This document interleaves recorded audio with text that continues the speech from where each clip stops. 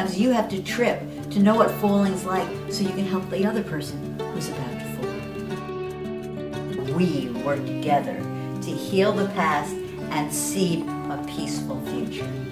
It's like stone soup. If everybody adds a little to the pot, nobody goes hungry. Meet Nin Bebeau, author, spiritual counselor, and international ambassador for peace. On this episode of Tea With Trazia, Nin shares her journey of self-discovery. We just need to join together, whoever believes, and start living the peace you want to see in the world. A post-war baby born to an Orthodox Jewish family, Nin grew up in Brooklyn and in the nearby Catskill Mountains of New York. More contemporary than her family, Nin went searching for adventure soon after high school.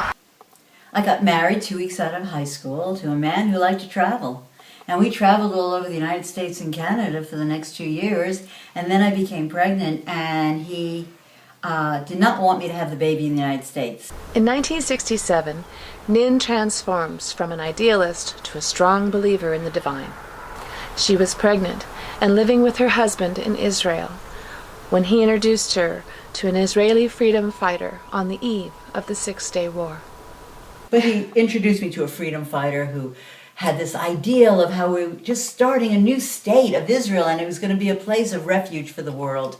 And I was 19, and Israel was 18, and we were so idealistic. And so I went to Israel, and I got there 2 days before the Six-Day War, and pregnant, and I went into the shelters when the war started, and then they rang this bell and said it was safe, and I came out, and then a bomb landed right outside on the other side of the path, and I asked God, am I safe? And he said yes. That kind of solidified my relationship with God. Nin returned to the United States from Israel, and she and her husband divorced. Still in her early 20s and seeking adventure, she leaves New York and heads west. Nin, following divine intuition, moves to Boulder, Colorado. There, she meets and marries noted academic Charles Bebeau, the love of her life. I met Charles Bebeau, Dr. Charles Bebeau, PhD, and the next day he asked me to marry him, and I agreed. I went home with him that night, never left, and we walked a spiritual path together. We meditated every day together for a couple hours. He was a scholar, and he was creating this graduate school. Together, they write Archetypes of the Soul and develop several graduate training programs. They work and teach together side by side until tragedy strikes. It was in Boulder, Colorado. It was in the late 70s, and Rolfing was taking root there. Hakomi was taking root there. It was a rich incubator of schools and spiritual disciplines, and so we brought them both together. And he was my spiritual teacher and my beloved, and we stayed together for 30 years. We always said we were on honeymoon. People thought we were on a honeymoon because we just were all over each other. We could never get enough of each other. And then our son died. He was 19. Swerved to miss a deer, ran off the mountain. And when he died, Charles emotionally died with him. And he got sicker and sicker over 7 years. And then I took him to Mexico for a honeymoon. And he died. After Charles died, I couldn't make a sandwich. I could not sequence. I could not figure out. I could look at the bread. I could look at the other thing. But I couldn't quite figure out. It was too confusing. And the grievance was choking me and blinding me. And 1 year later, I was living on the beach. I started doing laughing yoga every couple of days with a friend of mine, and you would tell a terrible story and throw it in the center and then jump back and point to it and laugh. And then after a minute, everybody would laugh with you. All of a sudden, after doing it for several months, I started watching this movie. And it was Charles, and my whole life with Charles, and how it had been. And up until that moment, all I remembered was the 7 years of his dying. I couldn't remember the man I had loved for 30 years. And so in the laughter, it blowed out, and all of a sudden I saw my whole life with Charles and how magnificent and how we adored each other. Because we were on honeymoon for 22 years and it ended on a dime. And that was the beginning of the healing.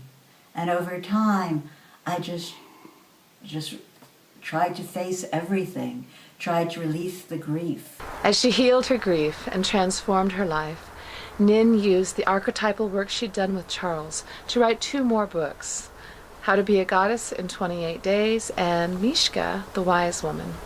She also began a successful counseling service where she draws heavily from the teachings of analytical psychologist Carl Jung, along with the rich traditions of her own heritage.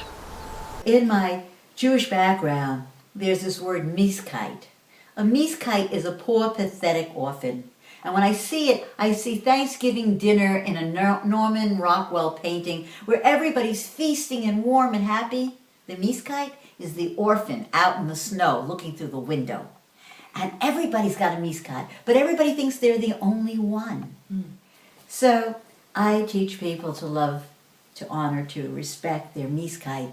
And when that happens, their relationships with everyone around them changes. Carl Jung said that there is an anima and animus.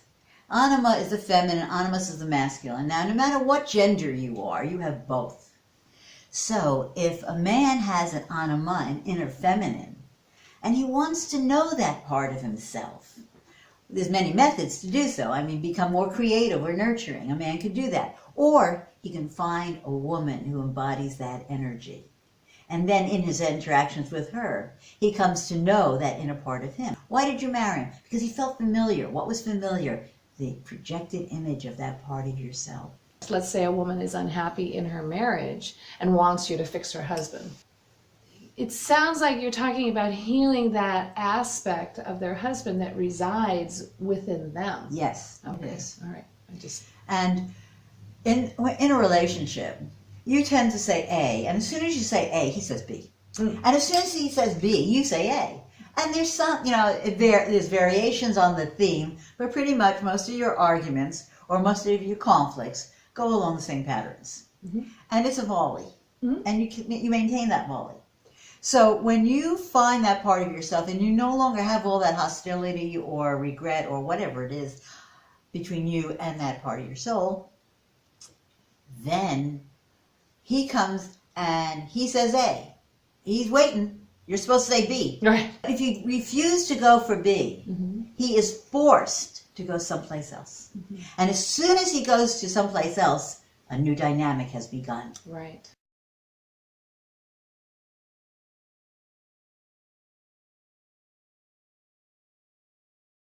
Young Moon.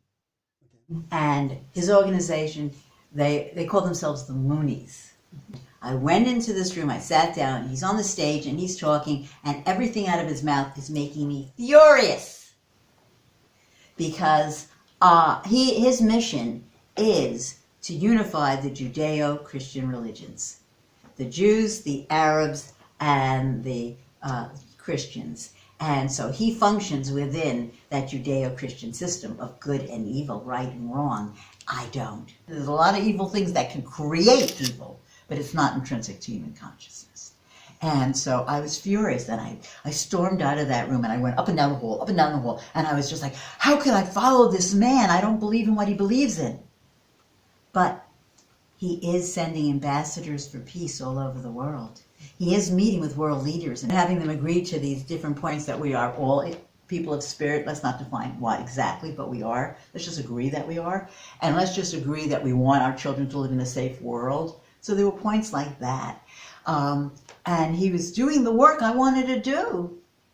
And then I came to the realization that if I could forgive him for having different beliefs, then I was learning what he was teaching.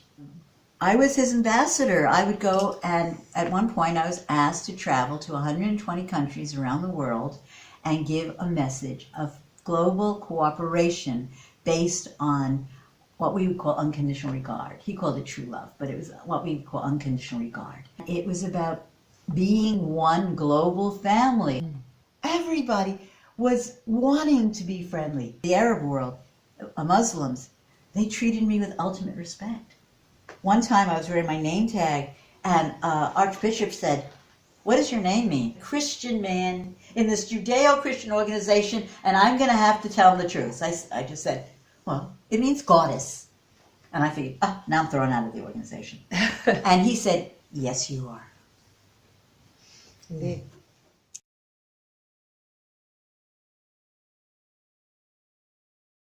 North Korea was especially interesting. First of all, nobody wanted their passports stamped with North Korea, so they issued us paper passports.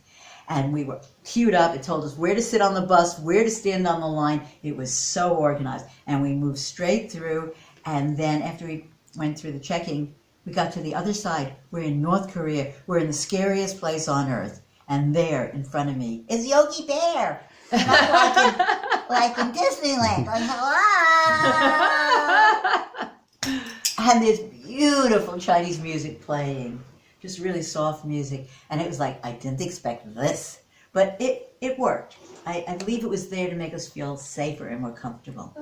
North Korea was the most beautiful place I'd ever seen in my entire life. Really? I went to this place called Gonggao Mountain, and it is polished granite, gray polished granite, smooth, absolutely smooth, huge. My mantra was, if you can't conquer the mountain, you cannot transform the world. And with those words, I pulled myself up to the top of the mountain. And North Korea has been conquered violently, terribly by other races, and they are afraid of the other world.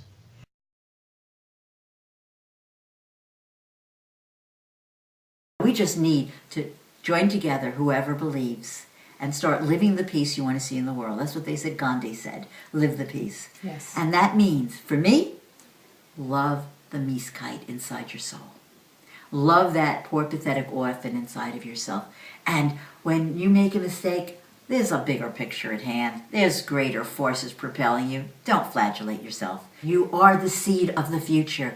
Just deal with your children. Just deal with your husband. You don't have to go out in the world. Just deal with the people in your environment and do it from right action. Do it from love. The love you feel for yourself radiates out onto them. If you condemn yourself, you'll definitely condemn them. That's true. So love it, accept it, and just be the light. And if we all shine the light, it will transform the world. The world is ready.